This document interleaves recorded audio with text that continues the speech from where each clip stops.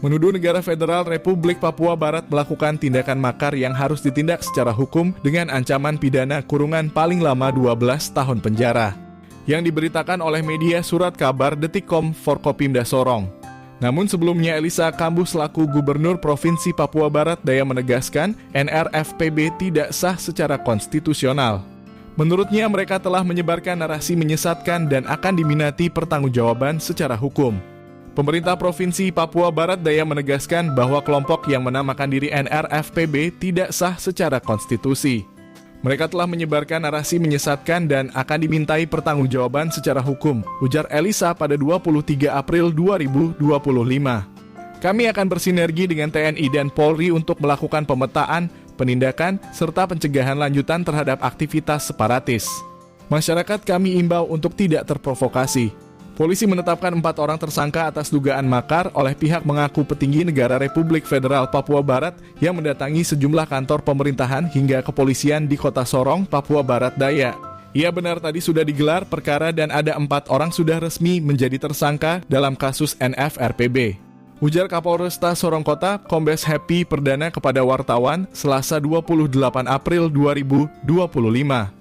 Dan telah ditanggapi oleh Presiden Forkorus dalam keterangan tertulis di Jepapua News pada 30 April 2025. Kita NFRPB sudah sangat siap menghadapi proses hukum sampai ke tingkat Pengadilan Nasional Indonesia maupun Pengadilan Internasional.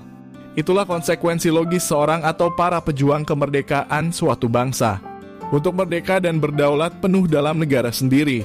Karena kita punya suatu moto perjuangan yaitu, kalau bukan kita, siapa lagi dan kalau bukan sekarang, kapan lagi? Ujar Forkorus dalam keterangan itu.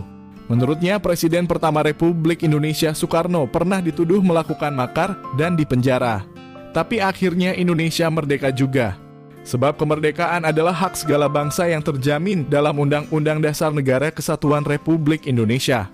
Maka bangsa Papua di Papua Barat juga punya hak yang sama untuk merdeka dan berdaulat penuh. Soal dituduh melakukan makar bukan hal yang baru bagi kita pejuang Papua Merdeka. Pahlawan nasional pejuang kemerdekaan Indonesia juga pernah dituduh melakukan makar dan dipenjarakan, ujarnya.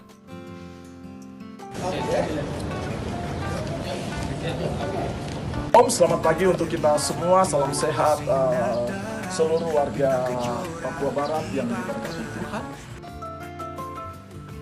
Dengan ini serius, klaim sepihak dari individu atau kelompok yang menyatakan berdirinya negara Federal Republik Papua Barat NFRPB. Kedudukan NFPB dengan NKRI secara politik di mata hukum itu memiliki kesejajaran yang sama. Kemudian ada 2 surat kepada Prabowo Subianto, itu tangan-tangan orang-orang yang tidak bertanggung jawab.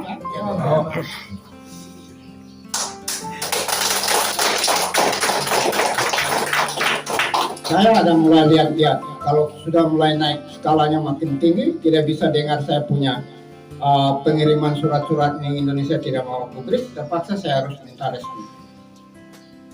Kalau Komnas Komisaris Tinggi Hak Asasi Manusia tidak datang, saya tidak mau minta itu. Saya hanya minta bahwa saya sudah negara, status hukum saya sebagai subjek hukum internasional yang dikenal dengan belligerent. Saya minta keamanan dari PBB. Apakah Australia, Amerika bisa ambil melakukan? Saya siap terima. Kita akan negosiasikan itu. Sekarang saya belum minta. Begitu.